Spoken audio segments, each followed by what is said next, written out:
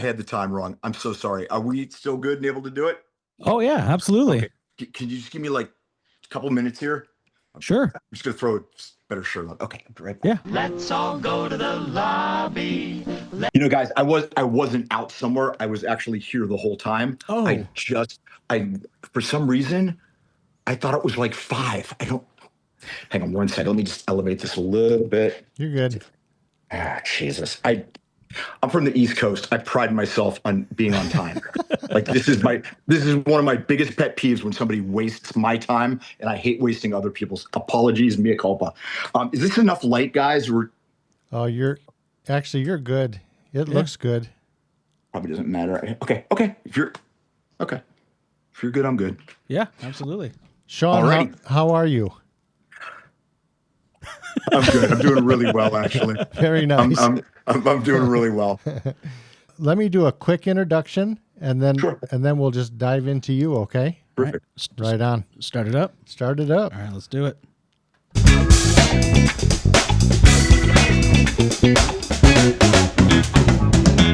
All right. Welcome to My Dad's Movie Podcast. I'm Mick Johnson. I am the dad. And with me, as usual, my son Tabor. Hey, I am back. Good to be here. We haven't recorded an episode in a while, have we? It's been a while. Just a couple of reaction videos. We took some time off. Yeah. Yeah. I had a lot. I had to wash my hair. I had some things to do. So. Yeah. So with us tonight, we have an awesome special guest. We have the bad boy of Karate Kid 3. We have Sean Kanan. Hey. Hi, guys. Thanks for joining us. Absolutely. So, Sean, we have a really easygoing, laid back format. It's just kind of, we just talk about stuff, some questions. I want to get to know you and hear what you've got going on. And Terrific. so, yeah, I guess starting out, you're best known for Karate Kid 3, obviously, but you're involved in a lot of stuff. I've looked up and I've been watching a whole bunch of stuff that you've been in. In fact, one of the things I've been watching lately, which is really cool, Studio City. Oh, I'm glad I hope you liked it. You didn't say you liked it. So. Right. No. I like to always make the assumption that somebody does. That sucked. So there's a couple things I liked about it. One, I like the story is really cool. I like the acting. There's a couple of episodes that I'm just like, these are fantastic. One of them was a girl from. Sorry, I got to get my glasses on. This is what happens when you get older. Oh, my friend, I yeah, there they are. A girl from Oklahoma, and the other episode that I thought was just absolutely phenomenal was the audition. Oh. And so, what I've liked about it is not only that, but I really like that these are like 15-minute episodes. Yeah. And I love that. I can sit down and bang out a couple of episodes and then come back later. Yeah. Very digestible, right? In a lot of ways, I guess we were a little bit ahead of the curve because now, these verticals have become so big and they're only going to get bigger, and they're, 90 seconds or a little longer. But, I think it's a function of younger generations have grown up on more of a soundbite relationship with entertainment. And now that, people are firmly entrenched in watching what they want, when they want, where they want, and on what device they want. Right. People aren't watching a 30-minute or even a 1-hour drama. They want something they can watch in between doing things. Right. Yeah, something quick. Yep. Yeah. So do you like the new vertical format, or is this something that you're like, oh, bring on the change, or are you? Because I'm kind of stubborn. I'm just like, I don't know, man. I don't know about vertical. Here's the thing. I like it from a business standpoint because my production company is getting involved in it. Creatively, is it my favorite medium? No. But here's the thing. We are rapidly evolving with new formats, platforms, and all sorts of other, digital advancements. And, the genie's out of the bottle. Whether you're talking about AI or verticals or myriad other, new digital things that didn't exist, even 5 years ago. And so it's either, get on board or, you're going to get left behind. Yeah. So I think, for me as an actor and as a writer and as a producer, I've always tried to evolve and when necessary, recreate myself. And I think that's one of the reasons why I've had a career for 40 years. Yeah. Remember there was a time that everybody, there was a fax shop on every corner in every town. And, who would have thought that those would go the way of the dodo bird, right? But that's just how things are. Yep. Yeah. Everything Video, changes. video Everything evolves. stores have gone away. Yeah. That's a bummer. I mean, the video store is kind of like why this whole podcast exists, is because I love so my dad, our family business was a chain of retail jewelry stores, but the one main jewelry store when I was a little kid sold electronics. And so my dad sold VCRs, and we had a video section of the store. So I mean, I was, I had my own video store. It was incredible. And so, I mean, the weekends was all about, having my buddy sleep over and, watching 4 or 5 films. Oh, that's great. And, yeah. So I'm right there with you. I mean, video stores created like a sense of community. Yeah, absolutely. Yeah. He would take, so his thing was, we didn't know what we were getting. We'd be home. He'd come home from work and he had the Blockbuster bag or whatever, and we had no idea what was going to be inside that bag. Here's our weekend entertainment. Yeah. Yeah. Yeah. And how did he do? Generally, did he turn you on to some pretty good stuff? There was some stuff that was really freaking good. Like we grew up, probably shouldn't be showing your kids this, but we watched Alien, we watched Predator, and so that kind of like, developed my taste a little bit. Right. One of those was the Karate Kid trilogy. Oh yeah. That's where we got that, was from the video store. My dad's like, "Oh, I loved this growing up. You're going to love this." And so he was always bringing stuff home for us to watch. And, that's why we do this. It's kind of like our video store where we get together every week. We watch something. Let's reminisce a little bit. And we talk about it. Yeah. Right. And I think the thing is, we all have our favorite movies that we watch again and again. Why do we do that? The movies don't change. Yeah. But the eyes with which we watch the movies change as our exactly. Our qualitative life experience changes. You see the same movie at 30 that you loved when you were 10. Yeah. You're either going to love it for all different reasons, or you'll have grown out of it and don't see what you saw in it in the first place. Right. Yeah. I have kind of found that as when I watched a movie when I was a teenager, I'm seeing from a teenager's perspective, and I'm thinking like a teenager. Yeah. And now I'm watching it with my kids or as an adult.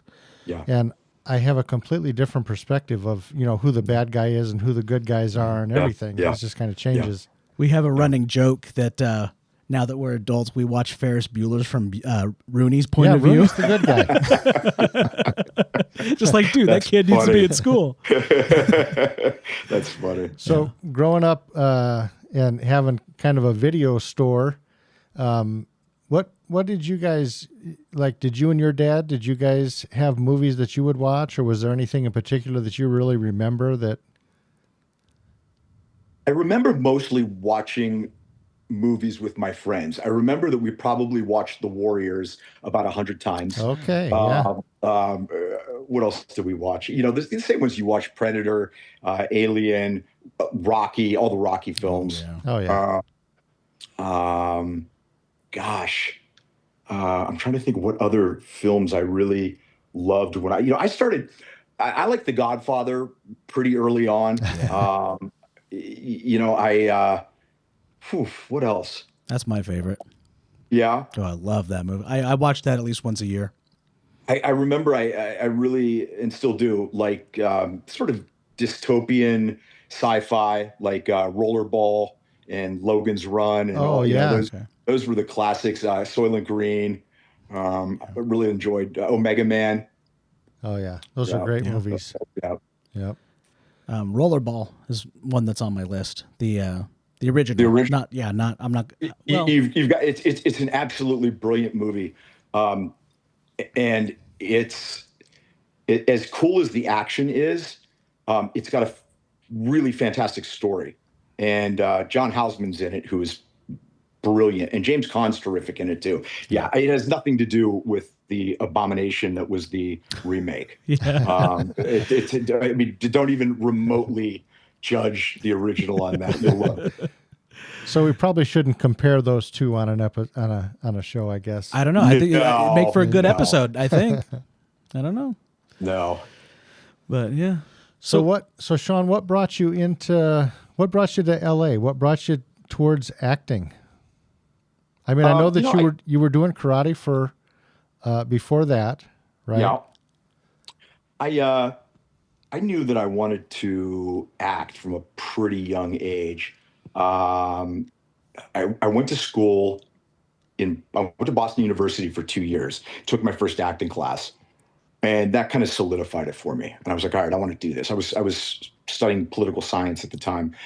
So I figured, look, I got to go to New York or I got to go to LA. It's easier to starve where it's warm. So I moved out to LA, and I somehow weaseled my way into UCLA, and my father still, checks my diploma every now and then because he can't believe I managed to graduate, but I did. I got my degree in political science. Right on. I came out here May 20th, 1987, and just started knocking on doors and didn't really know anyone and made lots of mistakes and had lots of doors slammed in my face. And I think that toughened me up and in a lot of ways helped me. I knew I wanted to do it. The head instructor for my martial arts school was Pat Morita's stunt double. And he, not from my hometown, we joined his organization based in California, Sensei Fumio Demura. And Demura Sensei was Pat Morita's stunt double. So when he found out that they were going to cast this new heavy in Karate Kid 3, and he knew I wanted to act, he said, look, you should try out for this. And so, I went to the open call, and it's a long, long story that I've told many, many times. But ultimately, I wound up getting the role. And I think that Sensei Demura kind of put his stamp of approval on me with Pat Johnson, who was the stunt coordinator and choreographer. Pat Johnson was a world-class martial artist, ninth degree black belt, captain of Chuck Norris's demo team in the 70s. I think that I don't know that I would have not gotten the role if Sensei Demura didn't give me his stamp of approval, but I think it really helped because they really valued his input and opinion. And he let them know that, while I wasn't Jean-Claude Van Damme, I would be able to do what was necessary. Right. Yeah. Well, and you had a pretty cool look about you. So I think where that came from? I'd seen Rocky IV. I was like, oh, that's so badass, Drago. Yeah. I want to get that finger. Yeah. That probably helped. Yeah. Yeah. It's really funny is I came across an old interview that you did with Entertainment Tonight. Yeah. And it's so funny watching you in that line, and you're just so nice and kind and just such a gentle soul on camera, and then you go and play this absolutely opposite character. I was like, man, that's pretty good. Well, there's acting, isn't it? Yeah, exactly. Yeah. That's it's funny. Before I started Cobra Kai, they came to interview me for that piece at CBS, and I said, wow, this is so surreal, because when I got the role for Karate Kid 3, Entertainment Tonight interviewed me, and now here we are 37 or 8 years later. I'm about to reprise my role as Mike Barnes, and you guys are interviewing me again. And they said, well, we have a vault of everything. We'll find that interview. And I hadn't seen it. In decades. And, we all carry memories of the profound, salient moments of our life in our memories, but, they get refracted through a prism of life experience and time, and often what we remember barely resembles what really happened. And when I saw the Entertainment Tonight video, it was exactly as I remembered it. And I think it's Wow. just because that was such a seminal, important moment in my life, both as an yeah. actor, that it was indelible, you know? Yeah. That's I mean, that's I don't have words. I just think it's so cool because that's like the moment your dream came true was captured on camera. Exactly. And, it really was like winning the lottery. Um, I'm convinced that the whole thing was a publicity stunt because you're not going to look for one of your lead actors in the third installment of a worldwide franchise in an open call. That's just not how the business works. Yeah. And I think it was I think it was the Karate Kid 3. I think the film needed a shot in the arm. I don't think they ever really expected to find Mike Barnes at the open call. And, it was a little bit like a Rocky story, a little like $1,000,000 to 1 that I was able to get it that way. And I showed up at the casting director's office the day before the open call, and I said, "Hi, I'm a real actor. I've got my SAG card, and I had done like one episode of a show that I think got canceled soon after. Very little experience." And she said, "You got to go and fight it out with everyone else." So I didn't. She wouldn't audition me, and you know just all of the tumblers that unlocked that moment, having John Avildsen stop in front of me, saying something to him at that moment that resonated with him enough to bring me inside to get the screen test. I didn't get the role at first. They hired someone else. Them firing that guy and bringing me in 2 weeks later, and I really have to believe, not to give myself any importance, but for me, I felt like there was, the hand of God. There was something involved in this that was beyond just my best efforts, Sure. because there were a lot of challenges and roadblocks, not the least of which was me almost dying, when I had, I had life-threatening surgery, and I just came back and did all my own stunts and finished the movie. And I don't think that it was all Sean. I think that there was something divine that was really, you're going to do this because you're the guy. Something was moving things into place. For sure. Yeah. Yeah. Yeah, you bring that up, almost dying. What I've read a couple things about it, but what happened? Actually, I don't know about this. Oh, you know don't? the story? No. Okay, so I'll tell the story. So we had been filming for about 2 weeks, and we broke for Christmas. And I was having some pretty significant pain in my left thigh, which I attributed to all the martial arts I was doing, right? So I take an aspirin. So Christmas Day, 1988, I was in Las Vegas and I passed out. The pain in my leg was internal bleeding, and the blood was dripping on my femoral artery, causing the pain. Holy. The aspirin, which is a blood thinner, exacerbated it. Passed out. They took me to the hospital, and they said, "We have to operate." And I said, "Okay, what, like Monday?" They said, "No, in 10 minutes. And when I tell you it got real very fast, they gave me a piece of paper that said that I understood that they couldn't guarantee they could save my life. And I'm like, I'm 22. I'm doing a martial arts movie. I'm in great shape. And to this day, it remains the single most terrifying moment of my life. When you have to entrust your life to a stranger and you are completely powerless other than your own will, your own force of will. So, they put me under, and I woke up. I had a 15-inch wound in my abdomen. My father was there. My mother they couldn't get a ticket for my mom. They could only get one ticket because my parents came like at midnight from the East Coast. And, my first thought was, what's going to happen with the film? Well, I didn't have to wait long. John Avildsen called, and, I always say there were no balloons. There was no, flowers. It was, you got 2 weeks to get back to work. So I made it back. So you had to heal quick. Yeah, I wasn't completely. I always joke it's a good thing that those Cobra Kai gis were black, because if it was white, you would have seen me bleeding through it. Good grief. What a mess. Yeah, but it was an extraordinary experience, one I wouldn't wish on anybody, but one which imparted absolutely life-altering and valuable lessons to me. Yeah. Yeah. And I'm sure you gained a ton of respect from the cast and crew. Like, dude, this guy, is barely keeping his intestines in, and look at him go. I, I don't know if I did or I didn't. I wasn't treated real well with the whole thing. And I think a lot of the reason when we did that final tournament scene, when I really kind of let it off the chain, was I was really pissed with the way that I've been treated. And that was my way of sort of, utilizing those feelings and getting them out. And luckily it worked for the scene. Oh, wow. Yeah. So Karate Kid 3 was the first. That was the beginning of your career in film. Yes.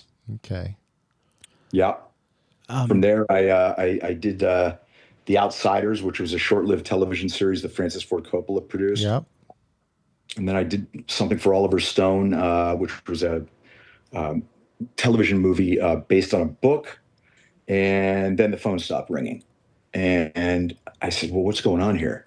And, I had to come to the realization that, I had gotten some really good roles because I was a, good looking, charismatic kid full of piss and vinegar, but I hadn't studied acting. I had just started studying. Like I knew I had to study acting. I wasn't arrogant in the sense that thinking I didn't have to study, but I started getting jobs so quickly.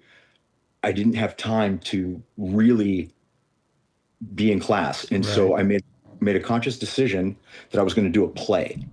And, a play can take, like 4 or sometimes 5 months. And it was the smartest thing I ever did because my acting grew leaps and bounds through that process. And I was able to sort of reinvent myself as an actor and emerge as a much better actor. So that was a good thing. And then I never intended on going into soaps, but my dear friend Steve Burton, who was played Jason Quartermain on General Hospital, he and I had a startling physical resemblance. And when they told me, or they told him rather, they needed somebody to play his brother, he's like, I got your guy. He goes, it's my friend Sean Kanan. And so they brought me in and I screen tested and I got the role, and that began my journey into daytime in 1992 or 3. Oh, wow. Right on. So I read a lot about how intense the soap opera circuit is. How is that different from being on set for like a movie, or like, let's say just, a different sort of television show? What makes it so different? It's very different. For a film, generally you're going to do between, 7, maybe 9 pages a day.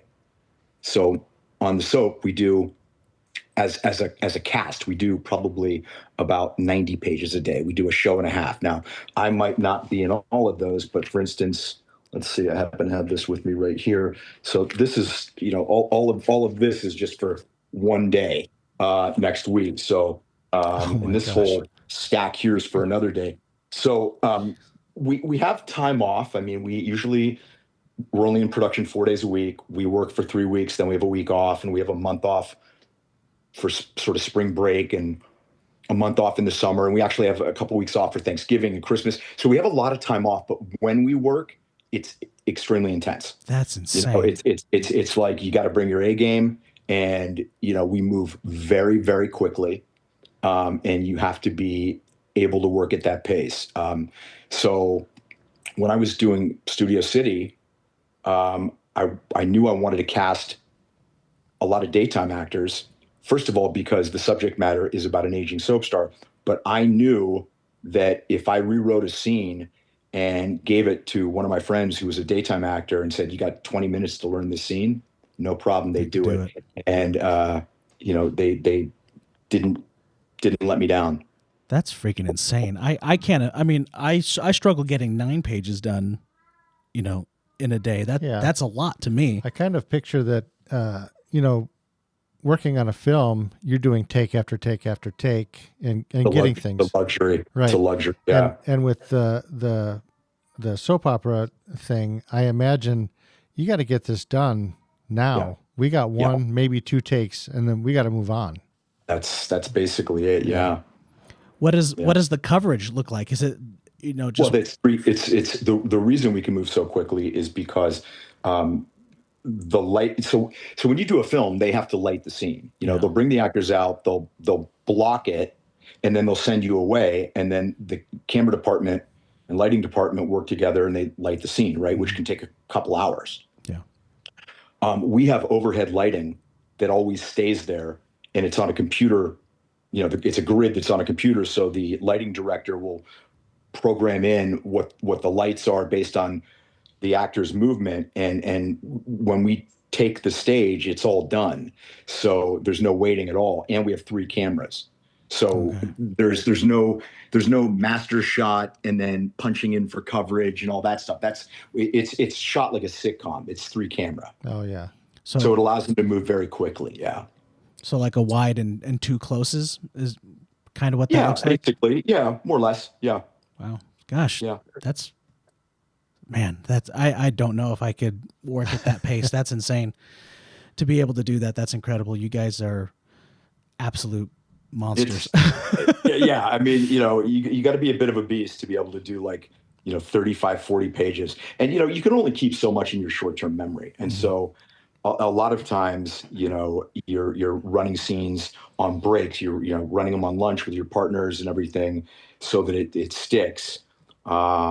And once you've done it, it's like you got to let it go and move on, and you're off to the next because there's just too much material. You can't, you got to really stay in the present. Right, man. So you are still doing soap operas even to this day. You're still working on them. I am doing them today, and I'm also doing 2 feature films. One with my company, it's a film I'm really excited about. It's called Final Judgment. And I play the protagonist. We start shooting August 1st in Chicago and then come back to finish in Los Angeles. And it's about an ex-Special Forces Ranger who, in the course of defending a friend of his during a robbery, kills a guy, goes to prison. And while he's in prison, he gets his law degree. He gets out and starts practicing law with the district attorney's office, low-level district attorney. And he's completely disillusioned with the broken legal system. And there is a very iconoclastic, out-of-the-box thinking judge who asks him if he's ready to stop being part of the broken system and be part of the solution. He starts giving cases to go and take out the trash, so to speak. Wow. He becomes a vigilante. So and there's a really good story. It's not just kind of like, I don't want to put Death Wish down, but there's a good story to it. And so my wife and I wrote it. She's directing it. Our company's producing it. And just before that, at the end of July, I'm going to be doing another film with Neil McDonough called Deify. So I'm lucky. My job at Bold and the Beautiful, which I love, is terrific. But one of the things I like about it is it also gives me the opportunity to be able to, still stay involved in film. Yeah. And a lot of people say to me like, well, you're starting to do movies again, and why don't you just leave the soap? And I'm like, it's a terrific job. I get paid really well, and it allows me to be able to do this other stuff because I don't have to go do this. I get to go do this. Oh, sure. Yeah. And yeah. Nice. So, what is the secret to what is your secret to Hollywood longevity? I mean, you say you've been working, pretty much nonstop, other than that short time in between the movies and the soap operas. No, I've definitely had moments of, famine. I've got lots of feasts now, but and it's important to. I'll tell you things you learn from that. For a long, long time, my happiness was directly correlated to working as an actor. Mm-hmm. And I finally learned the lesson that one of the secrets to longevity in this business and to being a healthy, happy human being is learning how to be happy when you're not in front of a camera. Because if the only time you're able to be happy is when someone is, paying you to act, then you are going to be an unhappy human being a spectacular amount of the time. So that was the first lesson. The second is, if you want results, ignore them. And by that, I mean, stay in the process. Focus on refining the process necessary to achieve the results rather than focusing on the results themselves. And as an actor, part of that process is auditioning and not getting the job. And if you look at it as a failure, it's gonna mess with you psychologically. But if you look at it as a teacher, and it forces you to do a self-diagnostic, what was not working in my game, or maybe I got to see a casting director who wasn't familiar with my work, or maybe I didn't get it because I'm meant to do something else, and it keeps me. You have to have that sort of philosophical outlook with it, and look at each audition as an opportunity to act rather than an audition. Because as soon as you start looking at it as an audition, it changes your psychology, and you come from a place of needing a job, which means you're in scarcity, not abundance. And when you're in scarcity, the universe gives you more of it. Right. But when you're like, hey, I get to act today, I might only be doing it for one person in a room, and it's out of my control if I get the job, but I get to act today, and now suddenly I'm in abundance. What do you think that does? It brings you more up. Right. Absolutely. Yeah. So I've kind of researched a lot of actors since we've gotten started on. Tabor and we've been doing this podcast for just a little over a year now. And so we're really kind of getting started on it. And I'm learning a lot about the process.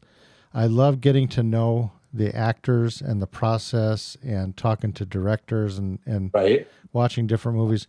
One of the things in looking at the stuff that you're doing, Sean, is I really noticed, Tabor, when you're talking about longevity, you're doing movies, you're doing the daytime soap stuff, you're working on projects like Studio City, he's writing books, you've got a hot sauce line that I do indeed. I actually have some in my shopping cart right now. Oh, cool. Great. Yeah. Excellent. I'm looking at a lot of charity work that you're involved in. So I mean, you're doing a lot of stuff. Yeah. So I like to stay busy. I got sober about 5 years ago, and I guess I look at it like I wasted a lot of time. And I guess in some respects feel like I'm playing a little bit of catch up. And I think that motivates me. And I like to stay busy, but I also know how to take a break and enjoy myself. right. And the different things I do, I think each satisfy a different creative part of me. Producing allows me to, get in touch with a part of me that enjoys structuring deals, raising money, all that sort of stuff. Acting is my first love. It's always going to be my first love. And acting and writing is a little like playing God. I mean, you're creating the world and all the people that live in it, and it's a lot of fun too. It's hard and it's frustrating, but it's also really rewarding when it's working. Right. Well, being a good actor, which I really think that you are a good actor, because when I watch actors and I look at Mike Barnes and that character, and then we move into Cobra Kai, and Mike Barnes is now in the Cobra Kai setting, and they're two totally different people. Yeah. Right? Because That's good acting. in real life, people age and they change, and Absolutely. you let the character. The character can't just stay stuck in Karate Kid 3. He has to grow and have an arc. And, Yeah. One of the things that I really liked about so they called you back for Cobra Kai. Were you surprised, or were you happy that happened? No, I was very happy. I mean, it was getting late in the game. I was like, this is when they told me, I was in contact with them, and when season 4 rolled around, they said, we're not going to have you on for season 4, and I was like, this is getting kind of late in the game here. I hope that I get on. And then when they did finally call me for season 5, that was great. It was a phenomenal experience, really wonderful. And season 6 was great too. I had a blast. I mean, I only did one episode in season 6, and a lot of people say, oh, aren't you upset you only did a couple episodes? No, I'm thankful for what I had the opportunity, to join an international phenomenon hit show. Oh yeah. it was fantastic, and And I'm all the people that they forever. brought back, it Yeah, was great. Yeah. yeah, But I really liked the character, the Mike Barnes character in yeah, Cobra Kai, because it was really cool that it was like you said, Tabor. Mike Barnes grew up. He now was married. He had a family. He's just got a job. He's working at a furniture store. These types of things. It's just he's normal now. yeah, He's not the bad boy character anymore. And I thought that was pretty neat. yeah. And I like the fact that he had a moment where he could, seek some absolution from Daniel and apologize. Yeah, yeah, And I like that, but I also like that, when his furniture store burned down, he was still able to tap into the bad boy when he needed exactly. to. So, when it comes to soap operas, do the characters in soap operas are they allowed the same type of growth, or is it kind Oh of yeah. yeah? And my character was a real bad guy when I started on the show. I got my mother-in-law pregnant and Ooh, ouch. had a kid with her, and then I went away to prison, and then now I've gotten out and become a really good guy and am a successful businessman and father. And yeah, so there's been quite a bit of positive evolution in my character since I started Bold and the Beautiful, which was 26 years ago. Wow. So Yeah. I don't know why I kind of equate that to wrestling, where someone starts off as the heel, and Yeah. as the Yeah. storyline I progresses, like that. they I they like that. turn face and they become the good Right. guy, and I think Yeah. that's really cool. Yeah, Yeah. I dig that a lot. Yeah. It's always nice to have arc and have, I like to play characters that are, I'm fascinated by anti-heroes. Yeah, I they're like fun. characters that operate somewhat in the nano shades of emotional grays rather than the monolithic blacks or whites. Yeah. Um, so that's why I'm really excited for this upcoming film, because I think it's going to stimulate a question of, is somebody that takes the law in their own hands, is that abjectly bad, or are there arguments for it, or and I think it's it's an interesting conversation. And I think this guy who was a war hero, special operator, and killed a guy, but in defense of his friend, he's a flawed guy, but he's trying to become a better guy, and he's an anti-hero. He's not a hero. He's an anti-hero. And then Yeah. he takes the law into his own hands, and you could make a very strong argument that he's a bad guy, I guess. Yeah. You know what I mean? Yeah. I don't think so. But you're going to But have audience members arguing back and forth. You're going to and have and some and if, people and who if they're say talking about it, that's good, right? that's the point. Yeah, you Yeah. have these people discussing whether this is the right thing to do, whether it's the wrong thing to do, and Right. you now have art that is making people discuss things and talk. And Right. so, I mean, Yeah. I think that's the whole point of art. Yeah. I do too. I do too. It's not simply to be pretty. I think it's to instigate critical thinking. Yeah. Yeah, I mean, anyone looks at a painting and they're going to see two different things. Why absolutely. shouldn't film and television be the same? Yeah. I think so You too. want things to evoke some sort of emotion. Yeah, Yeah. I agree. So, what do you what goes into switching from actor to producer? I mean, is it like a switch, like you're in one and you're the other, or I mean, when I'm putting a film together, uh, it's a different skill set, obviously. And once I'm on set and we're in production, I try and relinquish as much of the producing as I can. I'm not 100% that I can do that, but mostly what I'm doing as a producer is involved in the arena of raising the financing and putting together, the structure of the deal and things like that. I have other producers that are, think of it more like a foreman on a construction site, that are Gotcha. that are running the day to day. I'm involved if there's an issue, but I really do my best to just focus on my acting. Nice. Okay. Yeah. That's awesome. Yeah. Favorite martial arts movie? Favorite martial arts movie? I'm gonna probably have to say Bloodsport. Oh, yes. I hear That's about an that all awesome the show. time. I still have not seen it. It's just from a fun perspective. Bloodsport. Yeah. Yeah, I need to see that. I've got one of the questions I had for you. So, with your martial arts training, what lessons from martial arts do you kind of feel like helped you navigate Hollywood and your acting career and everything else that you've got going on, even in life, not even necessarily, movies, but how does your martial arts training, how has that really played a role in your everything?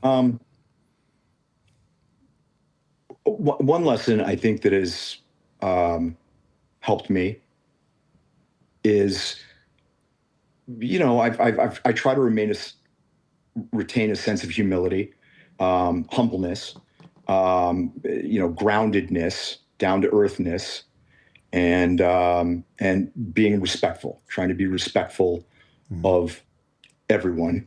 And I think that's been something that has been beneficial for me, but it's not like it's work. That's how I lead my life. I mean, Yeah. and so that's just kind of who I try to be.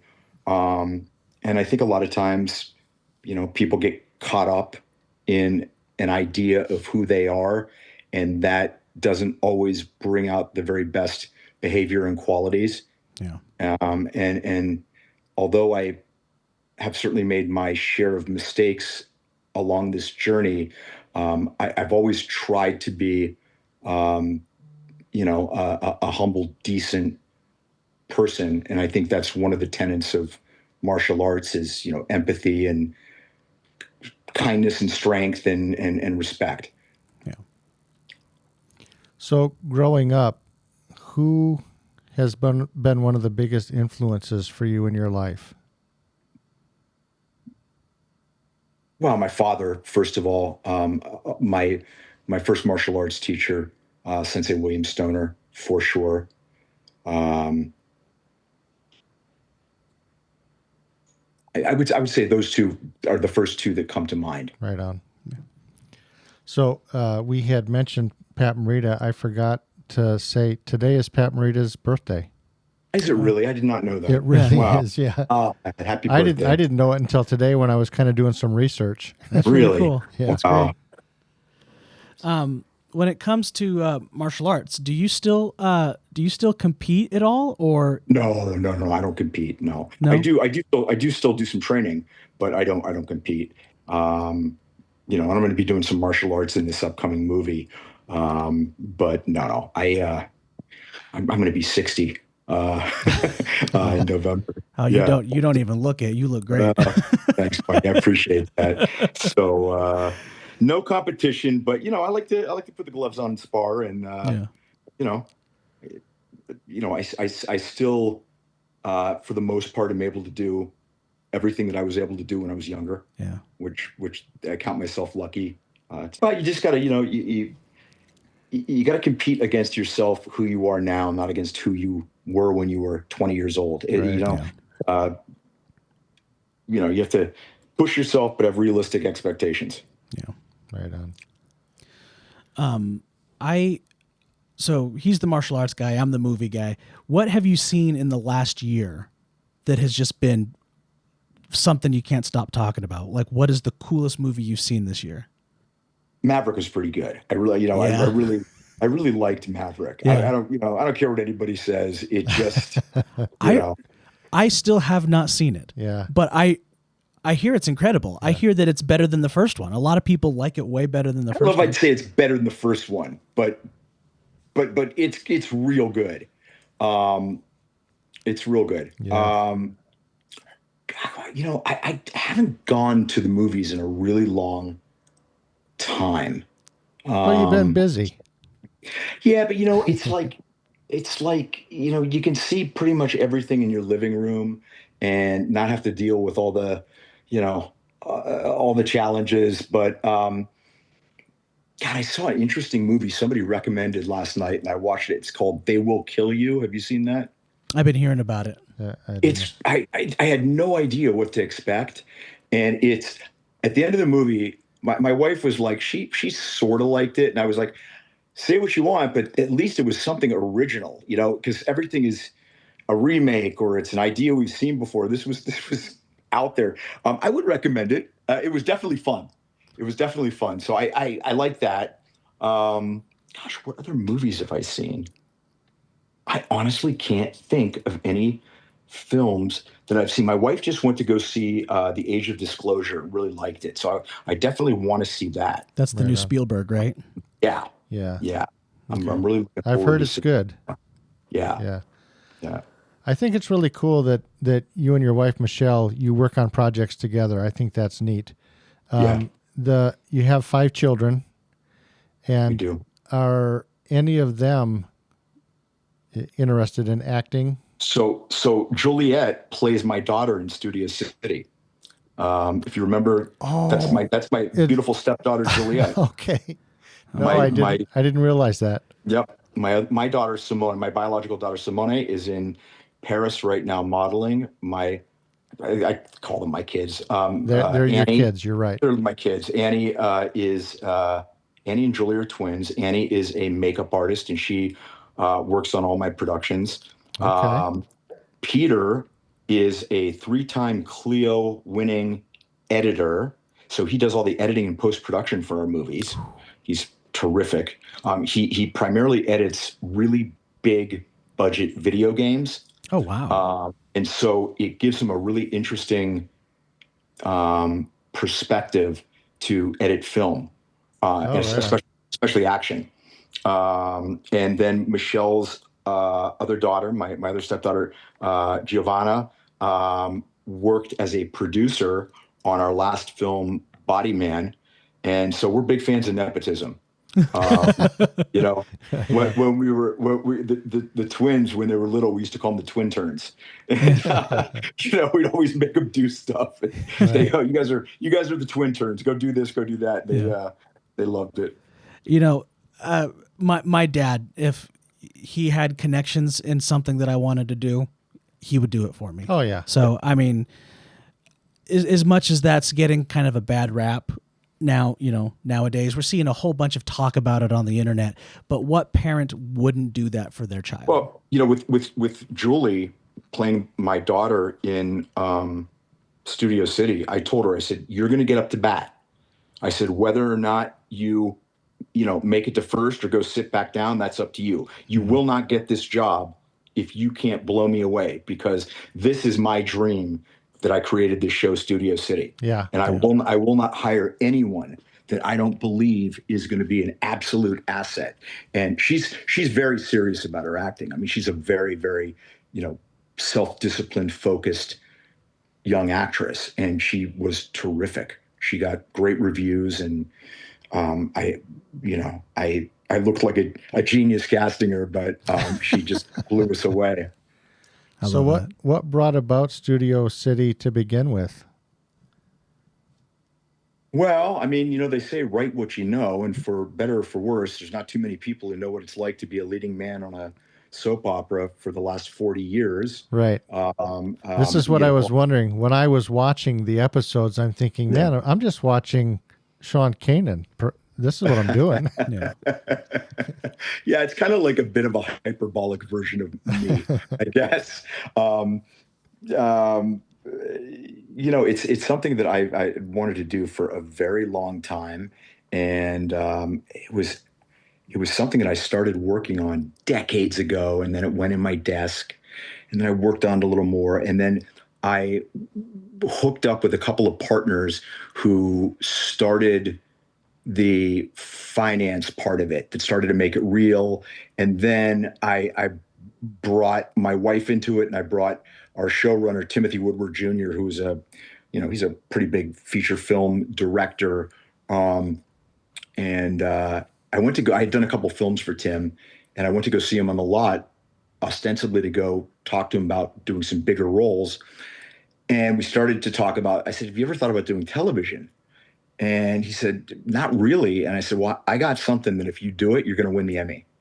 And he said, you give me that script, and if I believe it, I'll finance it. Oh, wow. And he believed it. He financed it. He financed the first half. My company financed the second, and he won the Emmy. We all did. That's awesome. So it was unbelievable. Yeah, it was really incredible. I've always tried to be a rainmaker in this business. I've had and still have moments of frustration that I'm not getting called right now for a Marvel movie, but I'm making my own path, producing my own films. And you know what? If that's what my journey is, then I'm blessed to be able to do it. I'm blessed to be able to put these movies together. This will be the second one that my company's done in the last year, and we're doing bigger and bigger films. And you can't beat the latitude and the autonomy that doing your own film gives you. Oh, yeah.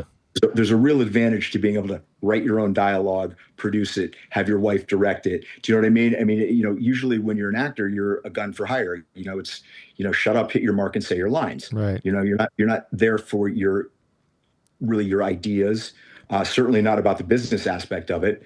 And I really like the fact that sink or swim, I'm involved in every aspect of the film. Yeah. Nice. I love that. Oh, man. You got anything else? I don't think so.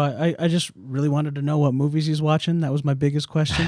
Right on. Something for me, I mean, I watch a whole lot of true crime and a whole lot of UFO stuff. So, gosh, I haven't seen what movies I've seen recently. So you're a nerd. I'm definitely a nerd. I'm definitely I'm an old school Star Trek guy. Right on. Yeah, this guy right here. Oh my God. Yeah. I mean, that's, yes, I'm definitely a nerd. And I'm kind of guy that I like to watch movies I've seen before. Yeah. I'll rewatch movies. As far as television, though, the last thing I really binged was Landman, which is just incredible. I loved Landman, Taylor Sheridan, Billy Bob Thornton. Yeah, I haven't seen it, but I've seen clips of it, and I think, oh man, this looks fantastic. It's phenomenal. Billy Bob and I did The Outsiders together. Okay. So we were on the series together, and I've known Billy for probably 3 decades, 3.5 decades. Yeah. So I highly recommend it. If somebody, I saw him doing an interview, and no, it wasn't him. It was the creator of the show saying, I called Billy Bob up and told him I basically wanted to do Bad Santa if he ran an oil company in West Texas. And he's like, yeah, let's do it. Yeah. Wow. That's fun. I recommend it. Anyway, guys, thank you so much. It was a real pleasure talking to both of you, and thank you for your passion with film and everything. And we are kindred spirits, the three of us. So it was an honor talking to you guys. We really appreciate that you came on. I think it's fantastic, and I loved getting to know you. So it's been an honor, sir. Thank you so much. Oh, thank you. Listen, let me know when this comes out, and I can't wait to see it. All right. All right. I'll keep you guys. updated. All right. Okay. Bye-bye. Bye. All right, Dad. You ready to get on out of here? Oh yeah. I forgot about that part. Do it. We got to do it. All right, here we go.